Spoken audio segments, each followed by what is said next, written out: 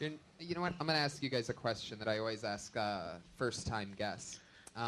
Was there ever something that you did when you very first started stand-up that you can't believe you did, or that you sort of look back on and you're like, man, that's sort of embarrassing. I can't believe I ever said that or did that. You'd be amazed at the answers that I've gotten. Oh, I bet, people. yeah. It's incredible. Chris Porter used to do a thing where he'd come out with no shirt, and he would suck his stomach in. And what was it? He's like, oh, I'm the letter C, because he's so skinny. Oh, wow. And he's like, I can't believe I did that. You know, like just a bunch of crazy things. So it's hard to learn and not be shitty. You know what I mean? Right. So, like, you have to start shitty. So, like, I remember... I would just do all sorts of shit, like just sex jokes that were just cheap, you know? Like, I would do that always. I, would close with that. And, you know, it just... I can't even think about it now. It makes me fucking feel terrible. Yeah, me too. He's talking about my jokes. No, I can think of things, but I don't, it's just painful. I never had one specific thing that I'm embarrassed. I'm just kind of embarrassed of the first few years. Yeah. Just all of it. Yeah. I love it. Ron, anything? Yeah. Well, I used to research everything that I was going to talk about. So because I felt like some reason if I talked about a joke, someone was going to be like, oh, there's a part of that setup that wasn't true. All right. So I'd just wiki everything that I was going to talk about. So that was stupid. And then I did a set, my first set, I did 3-4 minutes on just about man boobs.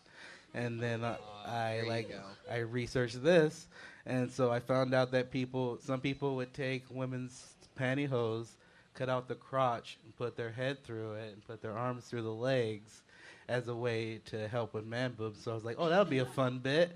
And so I would talk about it, and then I'd take my shirt off, and I'd be wearing that pantyhose. Yeah, that's hilarious. Yeah, it was ahead of its time. I love I ask you if there's anything that you're embarrassed of, and you say your best bit when you first started out. So awesome. So let's get into it. Patriot, what are your questions for tonight's guests? Well, I have a question for Ron. Yeah, exactly. Ron, you're such a likable guy. I was wondering, what do you think, or what do you feel was the best decision that you made in your comedy career? Wow, that's a really good question. Yeah. It's a deep question. From a guy dressed up. Thank you, Iron Patriot. A guy wearing a 5-year-old's pajamas. Good deep question. Probably just staying in Portland and doing comedy in Portland was a big deal for me because there wasn't really any map on how to do it. So people just kind of did whatever made them happy and what made them laugh. And I didn't go out and do the pre-way to do it before that was to go out and do triple runs in Minnesota or Montana and shitty places, and I was just like, I'm not going to do that. I'd rather just stay in the city and just work on my act and not worry about getting $50 and just focus on getting better. I think that was probably the best decision. How much time did you spend in Portland before leaving there? 6 years. Wow. So you got good there. You got, professional there. Yeah, I mean, I was That's doing cool. stuff. I had already been on Conan before, I left Portland. Wow. So you worked it all out there. When you first started stand-up, were you talking really fast and stuff, and you're like... I was doing regular stuff. I was doing who's drinking tonight? I still do that, but yeah. Yeah. And then I was like, oh, but don't offer me anything because I'm allergic. It's a good punchline. Yeah. They loved it. Patriot, what's your question for Chris? Chris. You had a good one for him. You better not fuck this up. Okay, let's see. We'll see. Chris, you're noted as having the influences of Jim Carrey and Eddie Murphy. Sure. Okay. Let's just say some magical miracle occurs where you could go back in time and play either one of them in one of their movies. Which role would you choose? This guy's coming correct, dude. Yeah, that was a great question. Jesus Christ. Well, yeah. For not knowing who the guests were until 5 minutes ago, you really... you got a smartphone. You just Googled that shit, huh? Yeah, it's on my Wikipedia. I just saw that. I would pick for sure Beverly Hills Cop. Eddie Murphy. Yeah, definitely, absolutely. Yeah, so one of my favorite movies of all time. Yeah, what? I'd like to see that. Yeah, Heck yeah. definitely. It'd be Yeah. good, but like the one where they went to Magic Mountain. That's the one I like. You just want to go to Magic Mountain. You can just get a ticket. Yeah. But I want to go when there's nobody there. Yeah, right.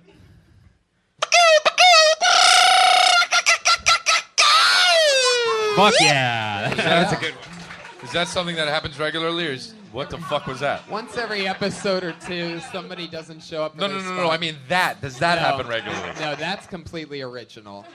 Normally, the old Patriot used to go like pew pew pew. Oh, got it. But that why he You turned remixed it. Why he turned into a Latino at a donkey show, I'm not exactly sure. I had a good date last night. I'm sorry. You had a what? Good date last night. I apologize. You had a date? Yeah, Yeah. with a 9-year-old. This guy.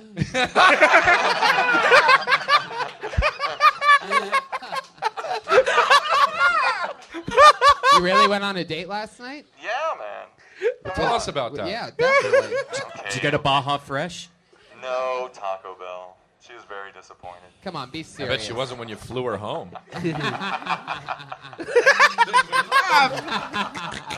What'd you do with this chick, Scott?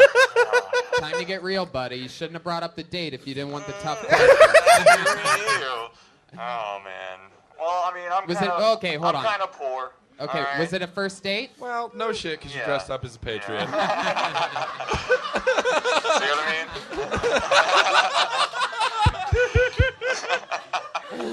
It'd be weird if you took that mask off and you were Bill Gates, is all I'm Oh, saying. you know. She wasn't into the whole going Dutch thing. Yeah. So, yeah. Wow, It dude. ended up Hey, bro. roughly, but at some point she started screaming at me, and I heard this great accent, and I was like, I have to emulate that. So, Wow. You know. Dude, you need your own podcast, man. Yeah, absolutely. We're going to get you a spin-off, Scott Kidd, whatever it takes. Thank you.